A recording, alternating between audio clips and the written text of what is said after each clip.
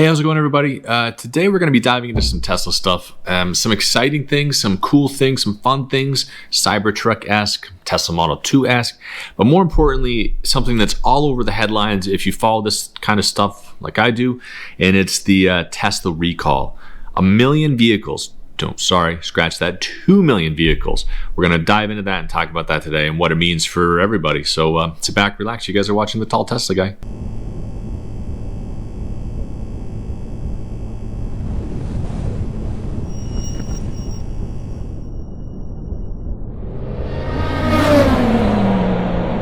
So I'm going to start right into this, okay? So this came out, it's all over the headlines. Tesla recalls 2 million vehicles.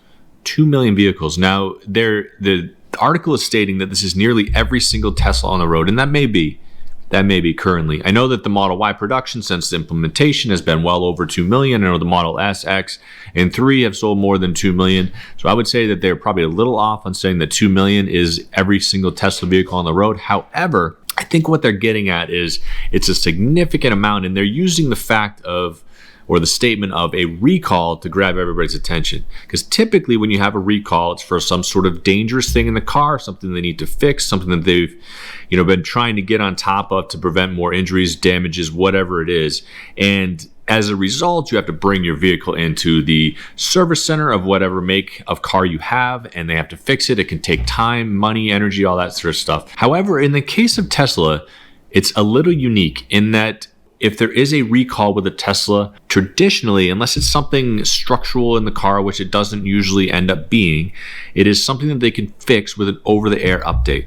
If you're not familiar with it, over-the-air updates are something that Tesla has always had since their implementation back in 2012, where they can actually send out a patch to all of the cars that are affected. In fact, only the cars that are affected if they want to, that fixes whatever problem is in the car. Now, this happens a lot. It's not to the point of 2 million like the media outlets are kind of passing off in the story nowadays, or with this article, but it does happen. I've had my Tesla for 3 years now, and I can say that I've had over-the-air updates to fix, recalled type of things maybe 4 times, 3 times maybe.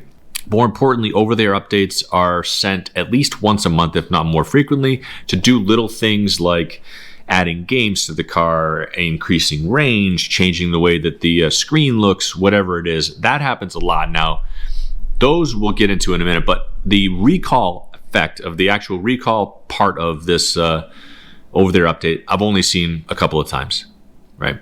So what's going to happen here is they're going to send out a notice to everybody that's affected, because they're required to. And then this all came from the National Highway Transportation Safety Administration, or NHTSA. They said that Tesla had to do this because of their full self-driving.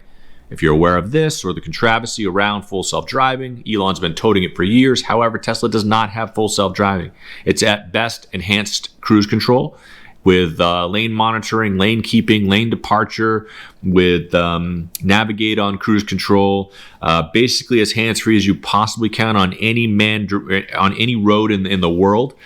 So in a sense, it's actually closer to full self-driving, but not what you're thinking. People think full self-driving, they think what you see in the movies where you're sitting back, you're not touching the car, in fact, there's no steering wheel. We're years away from that, in my opinion. However, as far as what Tesla offers in the full self-driving package, in the enhanced autopilot package, in the enhanced cruise control or traffic aware cruise control package, is way above and beyond any other vehicle offering, for sure. And then on top of that, or saddled behind that, is the fact that Tesla is the only 5-star rated SUV company, electric vehicle or gas vehicle, globally, that NHTSA has not been able to flip over. Every single vehicle they have is 5-star rated for safety, for crash protection, for occupant protection, all that sort of stuff.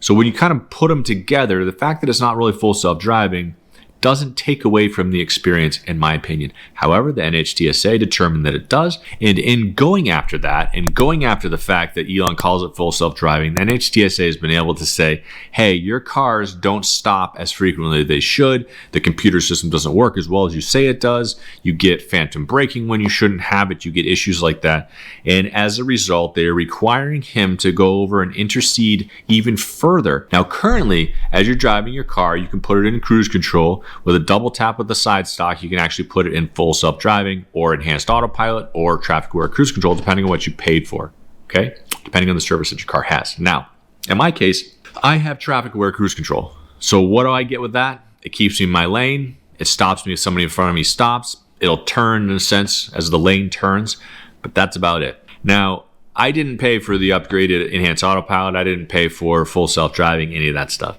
So I don't have it. Now, my case though, and like anybody else, even if you do pay for the full self-driving, they have what's called the Nanny Nag in the car. As you're driving, you get about 30 seconds, and then the car will tell you that, hey, you have to put your hand on the steering wheel, you have to push against the steering wheel, put a light pressure on it, or it'll kick you out of cruise control and it'll put you we call cruise control jail, in which case you can't turn it back on until you stop the car. Now, it's not an issue for the most part. It shouldn't be. You should be 100% paying attention to your car if you are driving it, obviously. And then if you are driving it in cruise control, you should also be paying attention. It's not an opportunity to take a nap, check your phone, anything like that. And I don't use it like that. However, you have to keep your hand on the steering wheel, and you have to do it in a certain way in order for the car to detect that you are there and paying attention, in spite of the fact that there is a camera in the car watching the occupants, including you, that was originally designed to determine that the driver is paying attention. Outside of privacy issues, Elon has, or in the heels of privacy issues, Elon has said that he has turned that camera off, and it is not used at its current function or when it's at its desired function.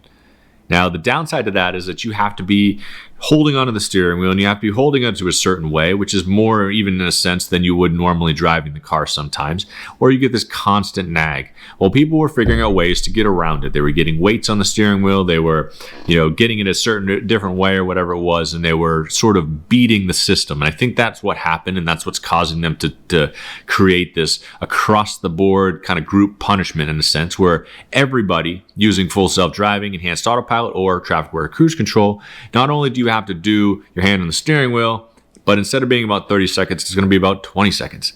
And now this comes through, this is at the suggestion of the NHTSA, that he had to have more strict controls on the full self-driving, on the enhanced autopilot, and this is the solution that they came up with. The downside to it is it makes it even harder to enjoy this feature in the car, because you not only have to keep your hands on the steering wheel, which you should anyway, but you have to constantly be moving it around, changing the volume, changing the stuff in the car, or it doesn't work the way that it should.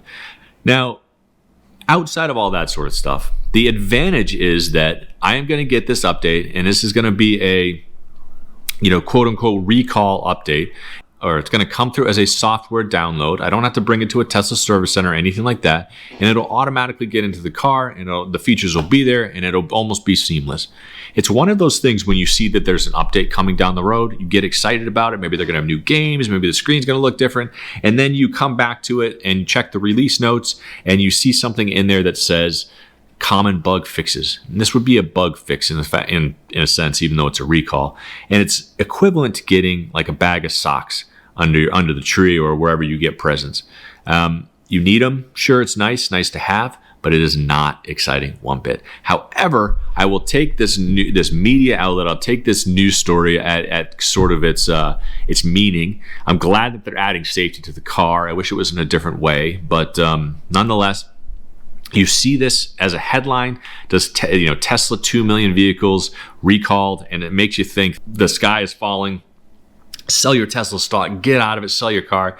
Whereas in reality, it's nothing near as extreme as they talk about. So either way, I hope you guys are finding your ways to enjoy the car. If you have one, if you haven't got one that you're thinking about, or you just enjoy watching the videos, either way, I appreciate you guys tuning in, watching the videos, keeping up with the channel. And I hope you guys are having a fantastic day, week, month so far in any way that you can celebrate it, and that you're staying safe out there. Thanks a lot, everybody.